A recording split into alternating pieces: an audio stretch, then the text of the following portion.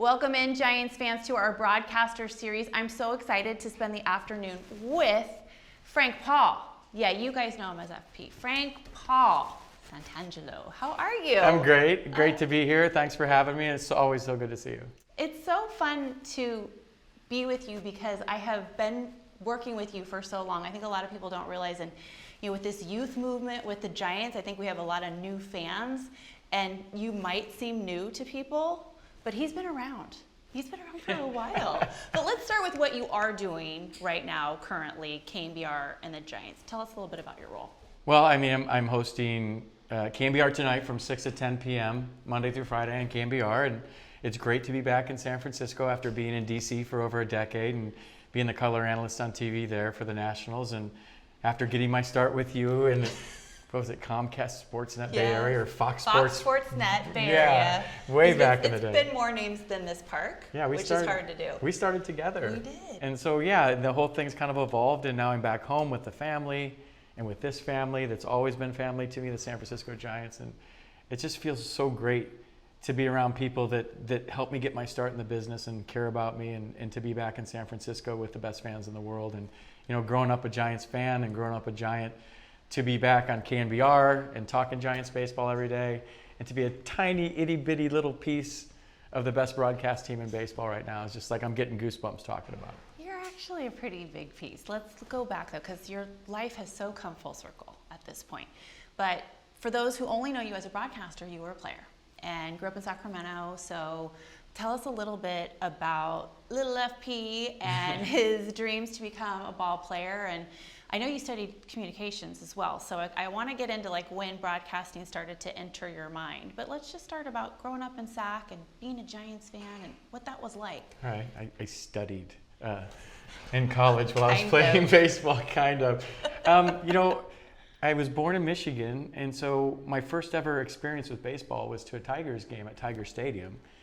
When I was 6 years old, my dad took me, and we were sitting in the outfield bleachers, and there was these two guys, and if you remember old Tiger Stadium, the bleachers kind of hung over, so we were looking straight down at two guys playing catch in Tigers uniforms. They were Tigers, and they kept looking up at my dad and I, and they would play catch, and they kept looking up at my dad and I, and I'm 6-year-old me, and finally, when they were done, they threw a ball up, my dad caught it, and that was my first ever big league game, and that's when I knew I wanted to be a Major League Baseball player. Wow. I was like, there's grass in the city, these guys get to play the game that I love, and they get paid for it. So as a player, when many years later, when I got to the big leagues, one of my favorite things to do was, if I saw a kid that wasn't saying anything or asking for a bat or a ball, I would run over and put a ball in their lap and run away every day in batting practice.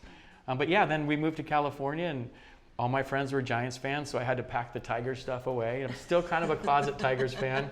But then I became a Giants fan. This family I grew up with named the Browns, I used to go to their house every night in the summer. We'd watch Giants baseball and root for the Giants, and that evolved into them taking me to games at Candlestick Park and me sitting in the bleachers at Candlestick Park, and I became a Giants fan. So this whole thing has been so surreal, and I'm so blessed the fact that, I grew up a Giants fan, used to go to Candlestick Park, ended up playing for the Giants, broadcast for the Giants. I coached for them in AAA in San Jose for a couple of years, and here I am back where I think I belong. Who are your favorite Giants players growing up? Well, one of them you're going to interview later today, Dwayne Kuiper. We used to go watch him play. We used to go watch him play second base, and he'd make all these crazy plays. And he's so modest and humble that he could really play second base, really play second base. He didn't get that nickname for nothing. No, and then Will Clark and Robbie Thompson and the Hum Babies with Roger Craig, and that's the team that really cemented it for me. So I was a lifelong Giants fan when Roger Craig became the manager. I agree with all of your choices as Giants. Okay, so FP was drafted in 1989 in the 20th round, and you did not debut until 1995. So I want to know, in that stretch, that's a fairly long stretch. Who am I telling, right? Yeah. You're like, yeah, thanks.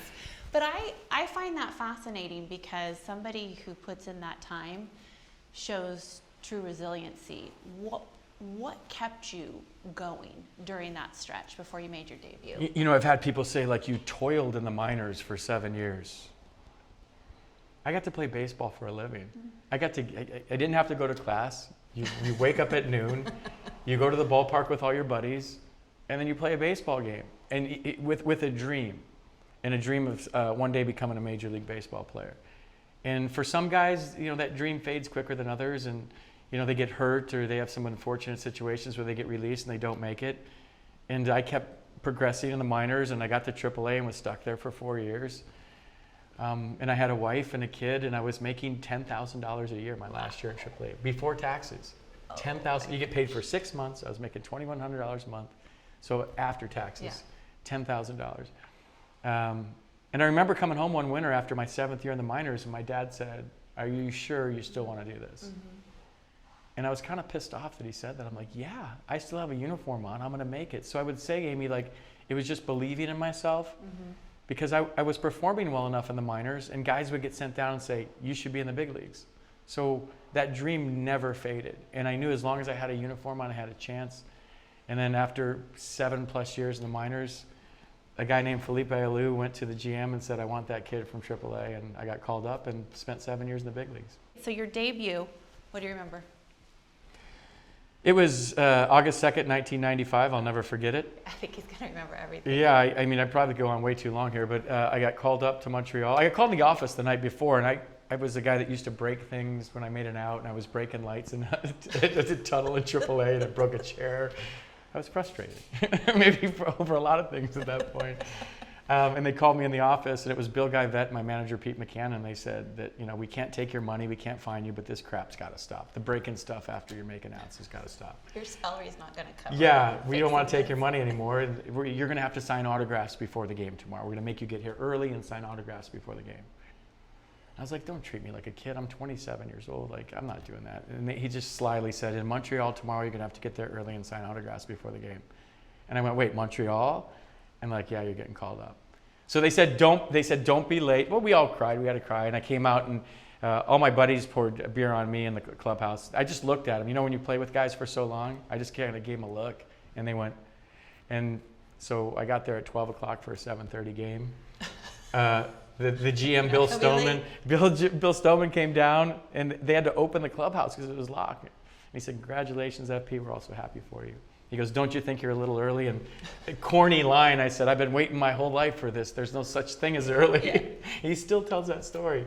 So Felipe put me in the lineup the first night, and I got a couple of hits. And you got a couple of hits. I got a couple of hits. First career hit. You want to tell him, or you want me to tell him? What? No. Triple. A triple, yeah. First career hit was a triple. That's my favorite. Is it? It is. Of all of them. Triples Alley right here. It's so much fun. So FP, part of an iconic trio with the Giants, the Fightin' Hydrants. And I was just hoping you could kind of share a little bit about that time. I mean, you were with the Giants very shortly, but Armando Rios, Marvin Bernard, I mean, you guys, and Mike Krukow nicknamed you guys. So what was that time like to be part of that trio, part of the Giants? Yeah, I would love to know if the combined height between all three of us is the shortest outfield in the history of Major League Baseball. And maybe the biggest width of any guys that were that short. Yeah, Amy, my year with the Giants was a fantasy camp, man. There would be times when I would look at my jersey and go like, wait a minute. I used to sit right there, and now I'm standing right here. And I think it hit me like my second week as a Giant at Candlestick Park. Like when you come out and you're playing catch before the end, and you warm up with the off outfielder, and Barry Bonds and I are playing catch. And I'm just like, oh, it's B, whatever. I'm like, I'm playing catch with Barry Bonds right now. Yeah. And it all kind of hit me. But yeah, Marvin was the best. Armando was a rookie that acted like he had played 15 years in the big leagues. He rubbed a lot of guys the wrong way, if I'm being honest. But Marvin, to this day, and I are really good friends. And I still have that T-shirt, the Fightin' Hydrants. My Twitter handle's @FightinHydrant to this day. And maybe all of that helped me realize like how impactful broadcasters can be on a player's career. Mm-hmm. Like just a clever little nickname by Mike Krukow. It was not a surprise that he would come up with I know, he's the best in the business by far, but like so clever and accurate, and just painted the picture of like we were fire hydrants that wanted to fight you. And you did. And I would. And we did. And it's still to this day. I mean, the T-shirts, I still see them in my Twitter handle, and yeah. It's really interesting because that's happening for so many Giants right now, having the same kind of surreal walk down memory lane coming here as kids, J.D. Davis, Logan Webb, Brandon Crawford, Jock Peterson, all experiencing what you just said, although yours was a Candlestick, right? But they came here as kids and they're wearing the jersey, and it's really special. Like if you'd have told 12-year-old me that I would have played for the Oakland A's and the San Francisco Giants, like when I was playing wiffle ball in the backyard with my friends, and then I used to imitate the lineups, and we would wear A's plastic helmets and Giants plastic, and we do our own little Bay Bridge series before it was even called that. And then to actually play for those teams, like that's so special. So I guess my hope for these guys is that you get caught up in the business and the everyday and the agents and the contracts and my average and what's going on the back of my baseball card and winning and losing. But like if you just take a time out every once in a while, like I did, and just look down and be like, this is pretty damn cool. Your only flaw, Ben, is that you are also a Dodger. We won't talk about that. I was a good Dodger. I hit 196 for them. Good job. I mean, a good Giant with the Dodgers. Exactly. I hit 196 for them. Okay, so when does broadcasting enter your mind? At what point do you start thinking about that? Making $30,000 a year as a hitting coach in San Jose. Did you think you were going to go down the coaching, managing? I did. You did. So that was on your radar. Felipe told me I'd be a great big league manager. Art House said the same thing. Dusty Baker said the same thing. So when you have managers with those resumes saying you would make a great big league manager, I called Brian Savian when I retired, and he said, well, I don't have a managerial job. You want to be the hitting coach in San Jose. We'll get you in there, and then we'll see what happens. But yeah, that just didn't go as well as I thought it would. I probably got into it too soon.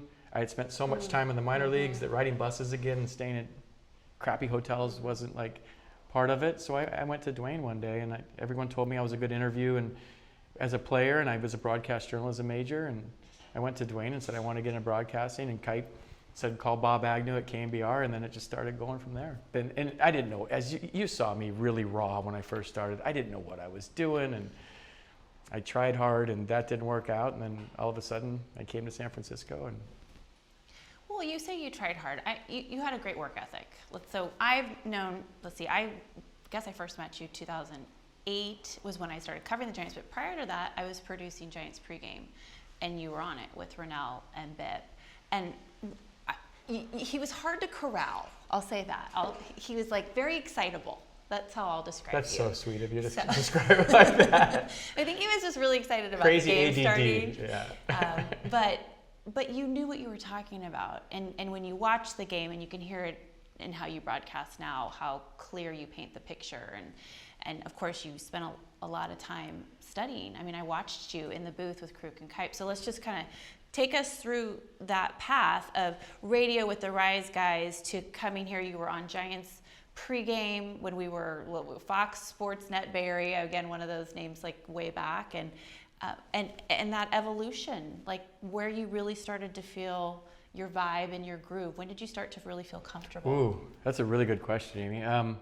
I know I was getting up at 4 a.m, doing the show till 9, going home and taking a nap, putting on a suit in Sacramento, driving down I-80, coming to the ballpark, doing the pregame, driving back, and then doing it all over again. And anything I've ever done in life, whether it's baseball, broadcasting, coaching, I've always had to be 100% all in, or I don't feel like it's worth it. So I became passionate about it really quick. And I think when it hit me is I was doing the Rise guys, and then that fell through. And then I got the night job at KMBR, and then I was doing pre and post. And I think Larry Bear asked me if I wanted to fill in for Mike one game where I think somebody had a wedding or something. He was on assignment. And I can't remember what it was, on assignment. And I filled in the booth, and as nervous as I was, and as crazy as it was, I knew that's what I wanted to do. Like that's like the Blue Angel job, if you will. Like you're up there, you're talking about baseball. And I remember doing the first open, and the opens when you're on camera, and so Dwayne says something, hands it to me, I say something. I had no idea what I said. No idea. We went to commercial, and I blacked out. But I bet it was good. No. Oh no. I think I would be horrified if I saw those. Well, we all would. But that's when I knew like this is what I wanted to do. And then just like baseball, like I didn't have a lot of talent, and I had to work harder than everybody.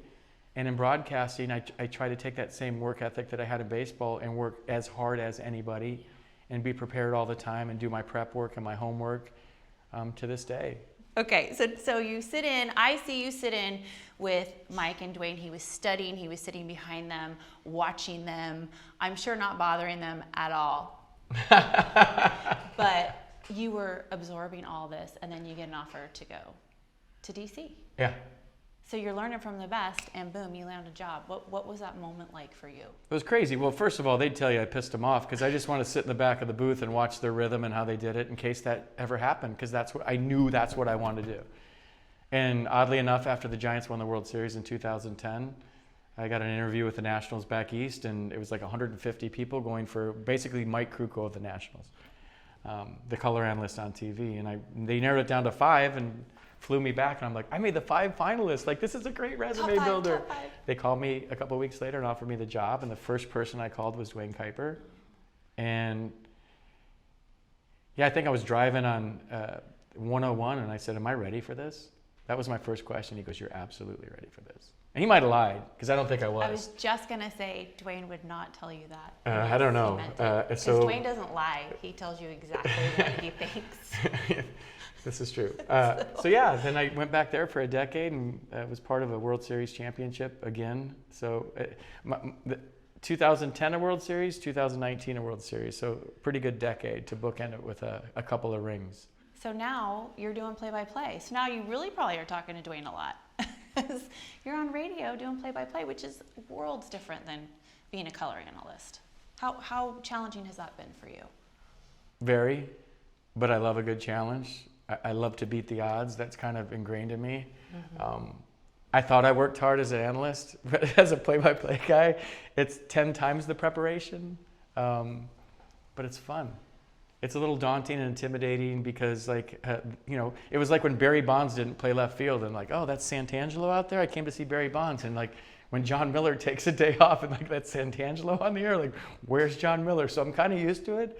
Mm-hmm. And it's just a work in progress, and it's something that I'm getting more comfortable with every game. Mm-hmm. But the way I see it is, this is the best broadcast team in baseball, and I'm super lucky and blessed to have this opportunity and be afforded this opportunity to give this a go. Mm-hmm. And whether it works or not, I don't know yet. But the fact that I'm given this opportunity, just like a 20th round draft pick that signed for $1,000, like, I'm going to take full advantage. So if it works, great. Mm-hmm. And if it doesn't work, I'll look back and say, well, I gave it everything I had. I did the best I could. I tried as hard as I could. Okay, last question. What is one thing you know now, being a member of the media, that you wish you would have known about as a player? Something, if you could talk to FP, the player, about the media, you would inform yourself of how hard the media job is. Yeah, that's a really good question. I don't know if this is the right answer, but when I first retired, I felt like you've had to have played baseball or you don't know what the hell you're talking about. Like, you didn't play, what did you know? Did you ever go out there and break up a double play? What did you know? Whether it's a beat writer or just maybe a broadcaster that never played. And then as... Hi. Yes. Hey. But then as you get to meet people, you see how hard they work, you see how much they love their job and love the game, you start to learn from people that never played things about baseball. And then you start to learn that maybe it doesn't matter if you played, because you talk to Dave Fleming, or you talk to John Miller, or you talk to Andrew Baggerly, or yourself, and you learn things about baseball from people that have been around the game and know a lot about the game. And it doesn't really matter if you laced them up or not. There's people that love the game, they're passionate about it, that I took that guard down. And then once I did, I was like, oh yeah, now you do know a lot about the game. And thank you, you just taught me about the game. And you didn't necessarily have to go out there and have knee surgery in order to know about baseball. Makes a lot of sense. Yeah. FP Santangelo, we're glad that you're a member of the Giants broadcast team. Oh my gosh, I just got goosebumps. Thanks a lot, Amy. It's good to see you. It's good to be back. And yeah, this is awesome. Thank you. You're the best. Thank you.